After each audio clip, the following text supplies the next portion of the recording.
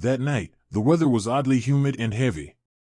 I came home exhausted after a long day. Lily was fast asleep, and my wife was in the kitchen, busy with dinner. I leaned my hoe against the wall and went to the kitchen to surprise her with a little cuddle. But the moment I touched her, a chill ran straight through me, and there was this strange, foul smell that hit my nose. Startled, I let go and asked, "Are you sick? Why are you so cold?" Min turned around and smiled. "I'm fine." "Oh. Look, what do you think? Pretty?" She held up her hand and jingled the golden bracelet. I was horrified. "Why are you wearing that? What's the big deal, honey?" "I just wanted to try it on for a bit." "I'll take it off and put it away," I snapped, my voice rising. "Put it away right now. If anyone sees it, it's going to be real trouble." All right, I'll put it away," she said. My wife sulked, took the bracelet and hid it, then went straight to bed without even saying another word to me. After I finished my meal, I went to bed too. Around midnight, I stirred awake needing to pee. I lit the kerosene lamp in our room, squinting and half asleep as I fumbled my way out to the front of the house. I didn't care much, just found a coconut tree out there to relieve myself. The world around me was dim and blurry, merging with the soft whooshing of wind in the quiet night, making the palm leaves rustle and whip together, some brushing against my pants and sending shivers up my spine. Then suddenly, I heard a clear splashing sound from behind the house, right where our washing area was. Strange. Could it be my wife out taking a bath? But it was past midnight. Who the hell bathes at this hour?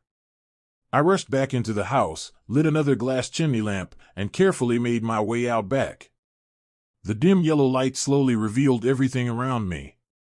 When I reached the washing area, I let out a relieved sigh. It was indeed Min, her smooth, pale back turned to me as she bathed.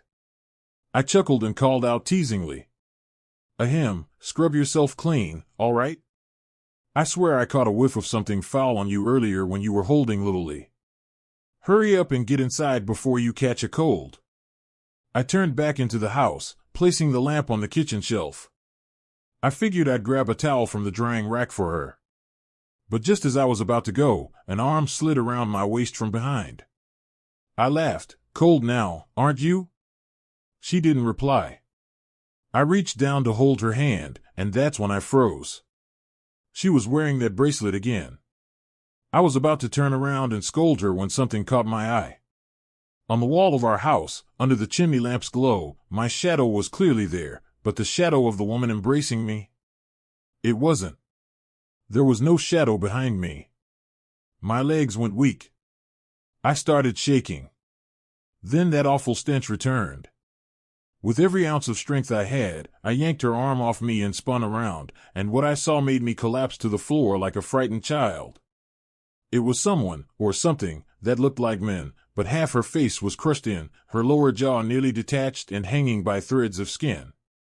Blood was smeared across her face, and fat white maggots writhed in the rotting flesh. She smiled faintly. Her dead, empty eyes locked onto mine, and she began to step forward. The wind outside howled louder and louder, then, phut, the chimney lamp blew out, plunging everything into a thick, suffocating darkness. Phut, the light flickered back on. Night Demon Yaksha, Part 3. But now her hideous face was right in front of mine. She shrieked with laughter, high-pitched and chilling. I screamed and bolted for the bedroom. Just as I reached the door, Min appeared, stepping out from inside the room. I tripped and fell flat on my back. My face must have been white as a sheet. She stood there holding the kerosene lamp, rubbing her sleepy eyes. "What's wrong with you, running around and screaming in the middle of the night? You'll scare the kid." I slowly got up, still trembling. "Is it really you?" "Of course it's me. Who else would it be?" I hesitantly reached out and touched her chin. It was her. The real Min. At this point, I cut Quatch off, muttering to myself. Could it be a wandering spirit borrowing her form? If that's the case, this is getting serious. Uncle 2 placed a hand on my shoulder. What's going on? How? Oh, nothing, Uncle. Go on, Quach, keep going. Quach continued. I grabbed my wife's hand and dragged her straight into the bedroom, slammed the door shut, and stood there panting before asking, "Where's the bracelet? Where is it?" "It's in the wardrobe, of course. You told me to hide it. Give it to me. I'm going to the county market right now to sell it. Right now. Hurry. Are you crazy? It's the middle of the night. Who's going to open their shop for you to sell anything? What the hell happened?" I didn't answer. I tried to calm myself. "I'll sell it first thing in the morning. We can't keep it. Can you please tell me what happened?" "Nothing. Just go lie down with the kid and sleep." "Well, you should sleep too. You've got work tomorrow." She went back to bed. But I couldn't sleep a wink. I lit a cigarette and sat at the edge of the bed, eyes flicking between her and the wardrobe where the cursed thing was hidden. I kept watch like that until the rooster crowed. At dawn, men stirred and saw me getting dressed. "Where are you going?" "To the county market." "But what about the job for Madame Hidew? You said you'd dig her field. If you don't show up, she'll come over here screaming at us." I stopped, thinking for a moment. Then men said, "How about this, you go work in the morning, then come home by noon. That's still time to go to the market. It's not too late." "All right then. I'll come back by midday. But listen to me, you must not take that thing out of the wardrobe. Understand?" "I know. Don't worry. Just go." So I took my hoe and headed to the field, heart pounding with dread. And what I feared happened. That morning, while my wife burned some palm leaves out in front of the house, Little Lee was playing inside. Suddenly, he ran out and said, "Mommy, I have a new friend to play with." Men looked confused. Our house stood all alone in the middle of the fields. There were no other kids around. "Who are you talking about, sweetie? There's something inside our house." After saying that, Little Lee pointed toward the house. My wife squinted in that direction but didn't see anyone. "There's no one in the house." "There is, Mom. She's standing at the door and smiling." My wife began to feel uneasy. "All right, just play out here in the yard. Don't go inside until your father comes home." Little Lee slowly wandered over to where the fishnet was drying and sat down to play by himself. Seeing that, Min felt a bit relieved and continued her work.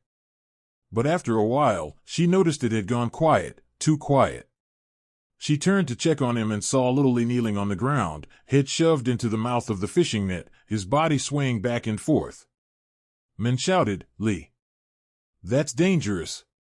Come here right now." He didn't respond.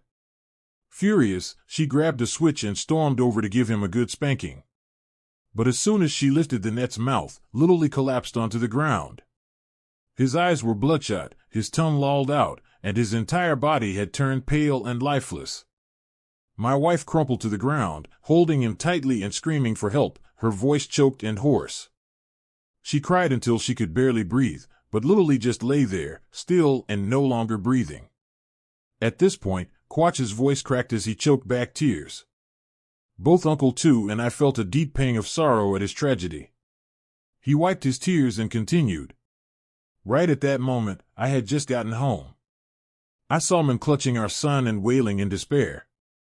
I knew something terrible had happened. I dropped my hoe and rushed to her side. What happened to Little Lee?" Min cried even harder, sobbing between her words, "He's gone, he's dead." "Why? Why did he die?" My wife just shook her head and broke down in tears again. I too was weeping, holding my son's lifeless body as if my heart were on fire. Then I looked at his neck, and there it was, a red imprint, a pattern that looked all too familiar.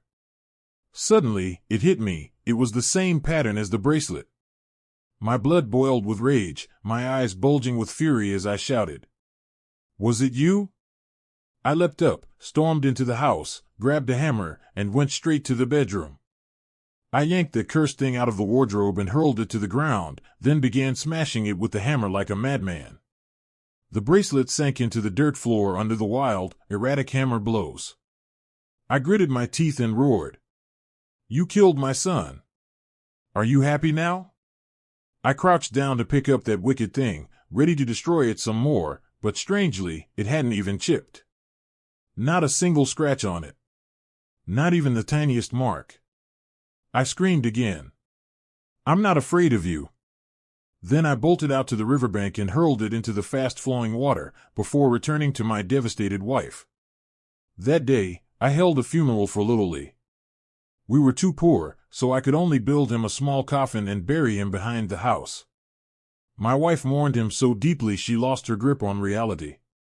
She became unstable, sometimes lucid, sometimes not.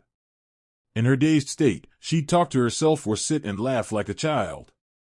As for me, every single night was haunted by nightmares. I dreamed of a ghostly woman chaining a child's neck. Other times, I heard whispers in my ears saying, "You brought this on yourself," followed by echoing, mocking laughter.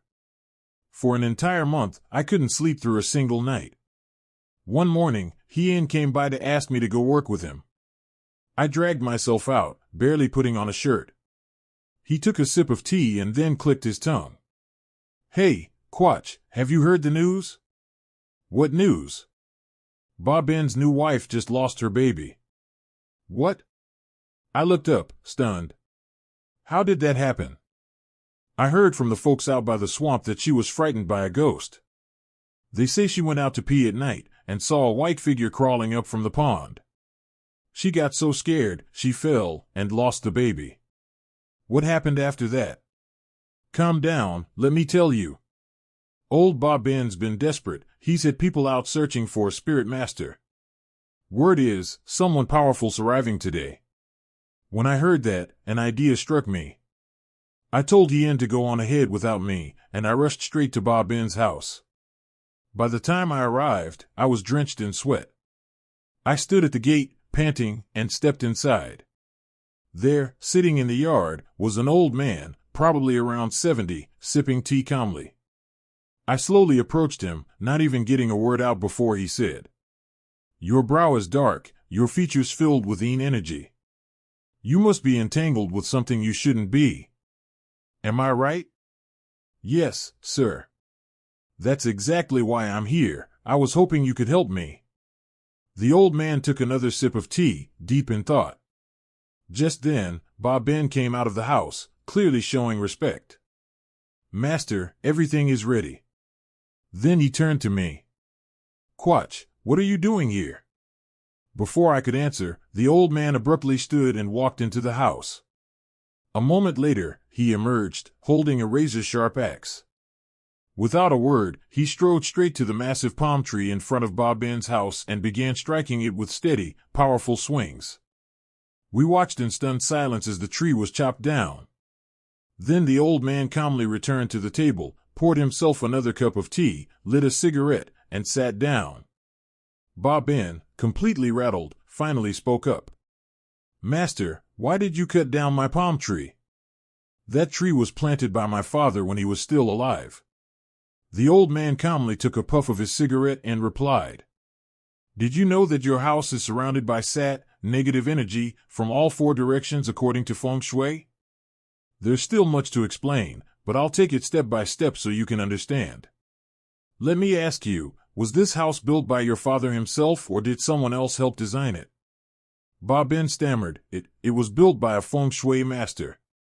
I don't know if your family had a grudge with that feng shui master or not, but everything about this house's construction is detrimental to the owner. At best, it brings misfortune and illness. At worst, it shortens the lives of future generations. The Yang house here violates 5 of the major sat types in feng shui: Hin sat, visible harmful forms; Quang sat, light-related harm; Kai sat, energy imbalance; Tan sat, sound-related harm; and Fong sat, wind-related harm. Let me start by explaining 2 of them. Do you know why I cut down that tree? No, sir, I don't. Because that large tree in front of your main door is called Mon Kao Thursday Chang, a tree blocking the mouth of the home. In feng shui, this is taboo, as it easily causes illness in the household. That's why I had to cut it down. Second, also related to your main entrance, there's a large road leading directly toward your door, that dike road out front. That's known as lo song, road conflict. The larger and straighter the road, the stronger the attacking energy. This orientation is extremely dangerous. Now look around, your property is overgrown with tall trees, blocking sunlight, which reduces the yang energy and increases yin energy. But that's not all. Come inside the house with me. With that, the old man and Ba Bin quickly stepped inside, and I quietly followed behind. Inside, he pointed to the front door, then turned to point at the back door. Look here, your front door aligns directly with your back door. Energy enters and immediately escapes without gathering. This is called Shuyin Duong Set, piercing path harm. Now look at your ceiling beam, it runs straight toward the center of the front door with no deviation. That's called Shuyin Tom Set, piercing hard harm. Tell me, do you often suffer from insomnia? Always feel mentally unsettled? Ba Bin nodded vigorously. That's still not all. May I take a look at your bedroom? Of course, master. Please, go ahead. The old man strolled into the bedroom, walking over to the window by the couple's bed. He gazed out the side of the house for a moment before turning back inside. Tell me, whose grave is that out there? That's my father's grave. What year was he born? 1910. And you? 1940. The old man muttered something under his breath, then let out a long sigh. To be honest, it's a miracle you've lived this long. Ba Bin panicked. Master, what do you mean by that? Let me guess, did that feng shui master tell you to bury your father lying sideways, with his feet pointed toward the house? Yes, that's exactly what he said. He told me doing that would bring blessings from the ancestors. The old man shook his head in dismay. Your father's grave is positioned with his head toward the northeast and feet toward the southwest, right in line with your bed. He was born in the year of the dog, element metal, falling into the Tsan trigram. You were born in the year of the dragon, element fire, falling into the Lai trigram. Tsan metal meeting Lai fire is a clash. Worse, the annual star influencing your bed is the Ngukui, 5 ghosts, specifically the Ling 10 star, which brings disaster. All of this directly affects the eldest son, you. It's insidious, truly. Upon hearing this, Ba Bin turned pale, cold sweat pouring down his face. He began pleading. Master, please, is there any way to save me? I don't want to die, not yet. Calm down, I'm not finished. There's something even more terrifying. Get up and follow me to the fish pond out back. So we all followed the old man to the fish pond behind Ba Bin's house. It was only then that he finally turned his attention to me. He looked me straight in the eye and said, You, young man, grab a shovel. Go to all 4 corners of the pond. Measure 3 handspans down from the edge, dig, and bring me whatever you find.